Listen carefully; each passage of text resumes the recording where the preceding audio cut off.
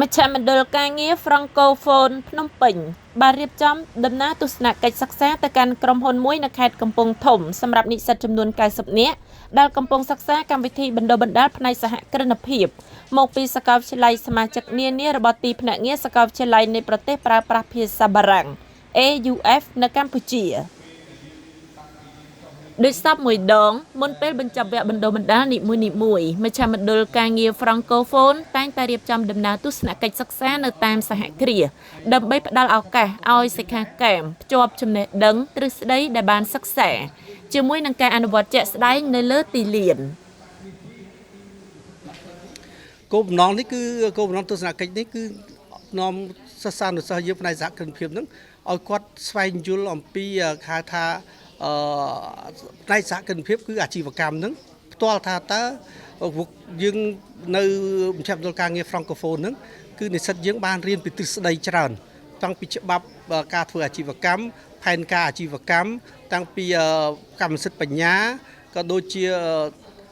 ការធ្វើទីផ្សារជាដើមប៉ុន្តែជាក់ស្ដែងនោះគឺគាត់រៀនតែទ្រឹស្ដីអញ្ចឹងយើងនាំគាត់មកនេះគឺដឹកនាំគាត់ដើម្បីឲ្យគាត់អាចស្វែងយល់ជួបសហគ្រិនពិតសហគ្រិនដែលធ្វើការផ្ទាល់ជាមួយកសិករដែលអភិវឌ្ឍផ្ទាល់នៅលើជាក់ស្ដែងដោយមានការគ្រប់គ្រងពីស្ថានទូតបារាំងប្រចាំកម្ពុជាតាមរយៈមូលនិធិ Fonds Équipe France FEF ដំណើរទស្សនកិច្ចនេះបានប្រព្រឹត្តទៅនៅក្រុមហ៊ុន BRM Agro ដែលមានម៉ាស៊ីនកិនស្រូវនិងកសិដ្ឋានកសិកម្មមានឯកទេសក្នុងការផលិតនិងកែច្នៃអង្ករគុណភាពខ្ពស់សម្រាប់នាំចេញការធ្វើបទបង្ហាញអំពីក្រុមហ៊ុននិងការចែករំលែកបទពិសោធន៍បានចាប់ផ្ដើមពីប្រវត្តិរបស់ស្ថាបនិកក្រុមហ៊ុនលោកច័ន្ទអង្គដែលជាអតីតនិស្សិតនៃសាកលវិទ្យាល័យភូមិន្ទនីតិសាស្ត្រនិងវិទ្យាសាស្ត្រសេដ្ឋកិច្ច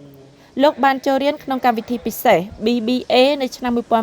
1993និងបញ្ចប់ការសិក្សានៅឆ្នាំ1998បន្ទាប់មកដោយទទួលបានអាហារូបករណ៍ពីរដ្ឋាភិបាលបារាំងលោកបានបន្តការសិក្សានៅវិទ្យាស្ថានបច្ចេកវិទ្យាអាស៊ី AIT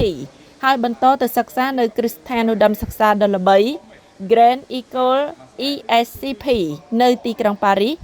និងនៅ Babson College and MIT សហរដ្ឋអាមេរិក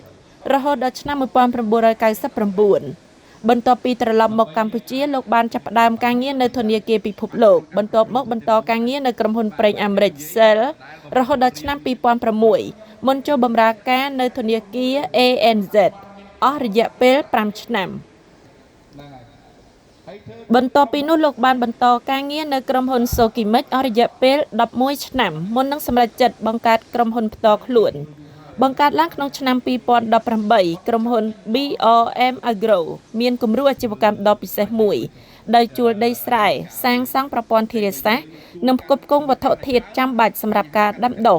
ដូចជាពូជស្រូវជីនិងថ្នាំការពារសត្វល្អិតជូនកសិករព្រមទាំងធានាទិញស្រូវរបស់ពួកគេវិញក្នុងតម្លៃដែលបានកំណត់ជាមុន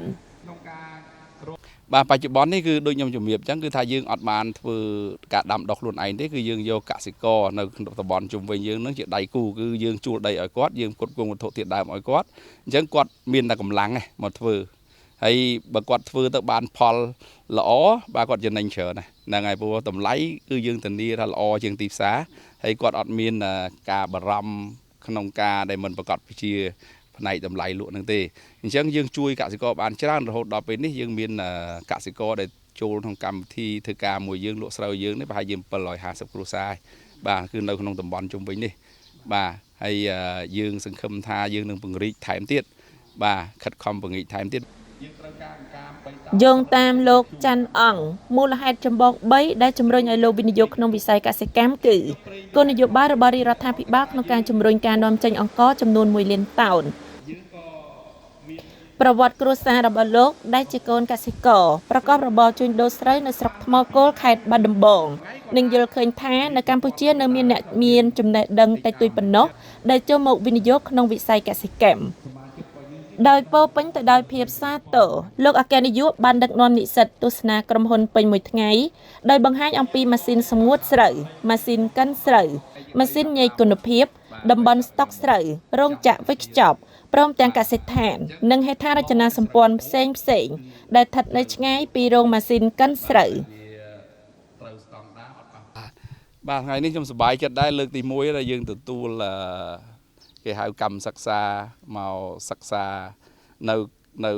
កសិដ្ឋានយើងណាបាទមានទ្រង់ទ្រាយធំជិត100នាក់បាទហើយខ្ញុំឃើញបងប្អូនមានសំណួរបាទល្អច្រើនពាក់ព័ន្ធនឹងគាត់ចង់ដឹងពីការលំបាកការងាយស្រួលនៅក្នុងវិស័យកសិកម្មជាពិសេសការធ្វើស្រូវហ្នឹងបាទអាជីវកម្មនាំកចេញអីហ្នឹងបាទអញ្ចឹងល្អសំណួរគាត់សួរគឺវាចាក់ចំបេះដូងយើងណាបាទពីព្រោះខ្ញុំចង់ឲ្យធនធានមនុស្សយើងអ្នកដែលមានលទ្ធភាពមានសមត្ថភាពហ្នឹងគាត់មកចូលរួមឲ្យបានច្រើននៅពេលត្រូវបានសួរអំពីមូលហេតុដែលធ្វើឲ្យលោកសម្រេចចិត្តចាកចេញពីការងារដែលមានផាសុកភាពនៅការិយាល័យដែលមានម៉ាស៊ីនត្រជាក់ក្នុងទីក្រុងមកធ្វើការក្នុងកម្ដៅថ្ងៃជាមួយកសិករនោះលោកបានមានប្រសាសន៍ថាបាទប៉ុន្តែជាបេះដូងដែលយើងស្រឡាញ់យើងចូលចិត្តបាទហើយយើងគិតថាបើសិនយើងកូនខ្មែរម្នាក់ដែរដែលយើងបានដែលរៀនសូត្របាទបានច្រើនគួរសមដែរហើយបើសិនជាយើងមិនមកធ្វើពីណាធ្វើជំនួសយើងឥឡូវវាអញ្ចឹងណាដល់ហើយអញ្ចឹងជាចំណុចមួយចាប់ផ្ដើមហើយខ្ញុំគិតថាមិត្តភ័ក្តិឬមួយក៏បងប្អូនខ្មែរយើងឬមួយជាពិសេសក្មេងៗចំនួនក្រោយហ្នឹងគាត់មើលឃើញគំរូហ្នឹងហើយជួយបន្តទៀតទៅបាទធ្វើការអភិវឌ្ឍទាំងអស់គ្នាមិនមែនតែវិស័យស្រូវអង្គវិស័យអីផ្សេងទៀតក្រុមហ៊ុនក៏ផ្ដល់ឱកាសកម្មសិក្សានិងការងារជាច្រើនដល់យុវជនក្នុងផ្នែកកសិដ្ឋានរោងម៉ាស៊ីនកិនស្រូវបច្ចេកទេសអគ្គិសនីការគ្រប់គ្រងនិងគណនេយ្យទោះជាយ៉ាងណាការស្វែងរកយុវជនដែលមានឆន្ទៈធ្វើការនិងរស់នៅតំបន់ជនបទឆ្ងាយពីទីក្រុងនៅតែជាបញ្ហាប្រឈមរួមមួយតាមការលើកឡើងរបស់សហគ្រិនរូបនេះការជួយគាំទ្រកសិករឲ្យបានយូរអង្វែងមិនអាចធ្វើទៅបានឡើយប្រសិនបើគ្មានការវិនិយោគដោយផ្ទាល់នៅក្នុងតំបន់ផលិតនៅទីស្រែហើយសម្រាប់ថ្ងៃនេះផងដែរខ្ញុំមក visit នៅរោងចក្រនេះខ្ញុំទទួលបានបទពិសោធន៍ជាច្រើនពីលោក CEO ដែលជាប្រធានរោងចក្រគាត់ជាមនុស្សម្នាក់ដែលមានទេពកោសល្យពូកែមែនតើដែលគាត់អាចបង្កើតម៉ាស៊ីនដូចជាគាត់អាចដាក់ម៉ាស៊ីនកិនស្រូវជាច្រើននៅក្នុងរោងចក្ររបស់គាត់ក៏ដូចជាបច្ចេកទេសក៏ដូចជាការគ្រប់គ្រងតាំងពី business របស់គាត់តាំងពីបុគ្គលិកនៅក្នុងក្រុមហ៊ុនរបស់គាត់លោកគ្រូ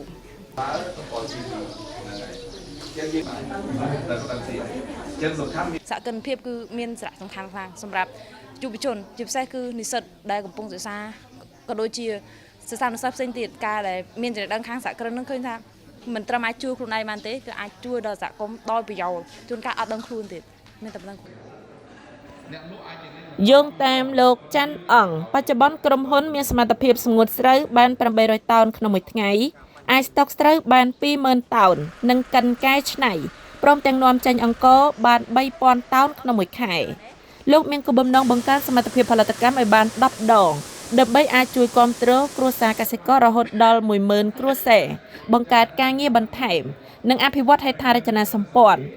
ព្រមទាំងប្រព័ន្ធធារាសាស្ត្រថ្មីនាពេលអនាគត